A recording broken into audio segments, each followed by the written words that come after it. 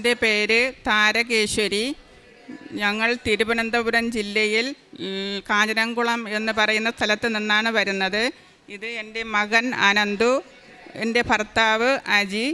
ഞങ്ങൾ ഈ മകൻ്റെ ഒരു രോഗസൗഖ്യത്തിന് വേണ്ടി ഇവിടെ വന്ന് ഉടമ്പടി എടുത്ത കാര്യത്തെപ്പറ്റി പറയുവാനാണ് ഇവിടെ നിൽക്കുന്നത്. കൃപാസനത്തെപ്പറ്റി ആദ്യമായി ഞാൻ അറിയുന്നത് എൻ്റെ വേറൊരു വീട്ടിൽ വാടകയ്ക്ക് താമസിക്കുന്ന സതി എന്ന ഒരു ചേച്ചിയിൽ നിന്നുമാണ്. അവർ ഇവിടെ നിന്ന് വരുമ്പോൾ ഞങ്ങൾക്ക് ജപമാലയും ഇവിടുത്തെ തേനും കൊണ്ടുതരും. അത് എൻ്റെ മകന് കൊടുക്കുമ്പോൾ കുറേ ദിവസം സൈലൻ്റായിട്ട് അവൻ പോകും. അവൻ ജന്മന ഡൗൺ സിൻഡ്രം എന്ന അസുഖം ഉള്ള കുട്ടിയാണ്. നമ്മൾ കൊറോണയായിട്ട് വീടുകളിൽ അടയ്ക്കപ്പെട്ട സമയത്ത് മകനെ ഒരിടത്തും കൊണ്ടുപോകാതെ വീട്ടിലിട്ടിരുന്ന സമയത്ത് മകൻ ഭയങ്കരമായിട്ട് വയലൻ്റ് ആവുകയും എല്ലാവരെയും അടിക്കുകയും വീട്ടിൽ ഭയങ്കര പ്രശ്നമായിരുന്നു. പിന്നെ വീട്ടിൽ ഒരു സമാധാനവും ഇല്ലാത്ത സമയത്ത് എൻ്റെ അടുത്ത് ഈ സതി എന്ന് പറയുന്ന ചേച്ചിയാണ് പറഞ്ഞത്, മകനെ കൃപാസനത്ത് കൊണ്ടുപോകണം, അവിടെ പോയി നീ ഉടമ്പടി എടുക്കണമെന്ന്. അങ്ങനെ ഉടമ്പടി എടുക്കാനായിട്ട് തന്നെയാണ് വീട്ടിലന്ന് ഇവിടെ വന്നത്.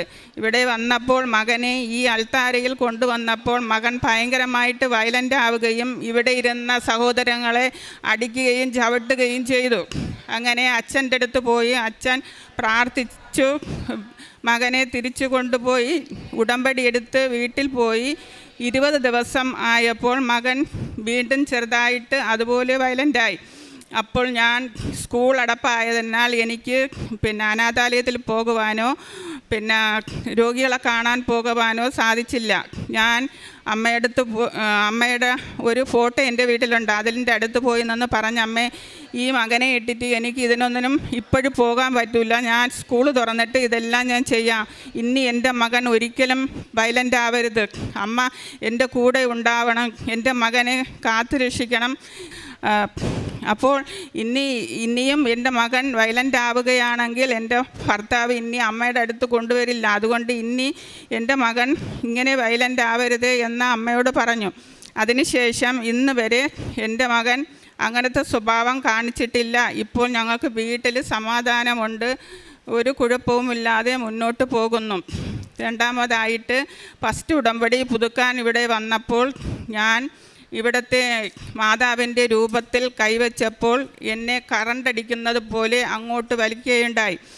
ഞാൻ പിന്നീട് അച്ഛൻ്റെ ധ്യാനത്തിൽ നിന്നാണ് അത് എന്തുകൊണ്ടാണ് എനിക്ക് അങ്ങനത്തെ അനുഭവം ഉണ്ടായതെന്ന് മനസ്സിലാക്കിയത്.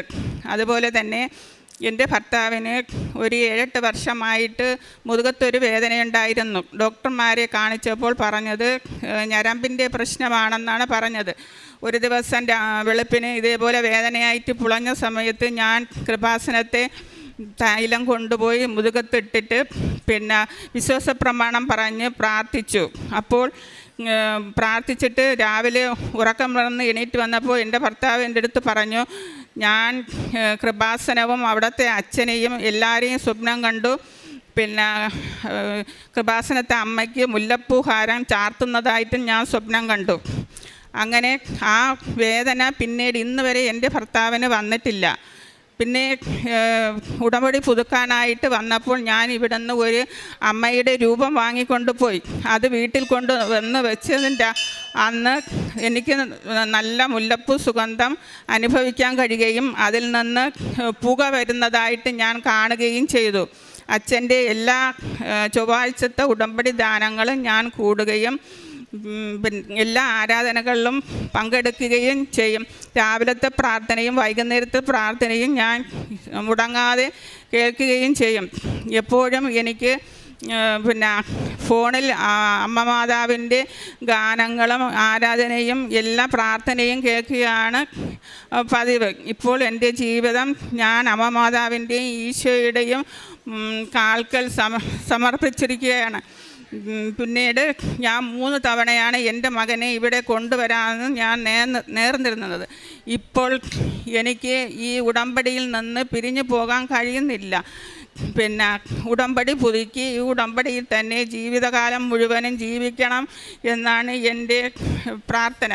അതുപോലെ തന്നെ എൻ്റെ മറ്റ് 2 മക്കളായ മഹാദേവനും അഞ്ജനയും, അവർക്ക് 2 പേർക്കും പഠിത്ത കാര്യത്തിലും എല്ലാ കാര്യത്തിലും എൻ്റെ അമ്മ മാതാവും ഈശോയും എന്നെ വളരെയധികം സഹായിക്കുന്നുണ്ട്. എൻ്റെ മകനെ, ഈ വയലൻ്റായ മകനെ ഇത്രയും സുഖമാക്കി തന്നതിന് തന്നെ ഒരു 100,000 നന്ദി ഞാൻ ഈശോയോടും അമ്മയോടും പറയുന്നു.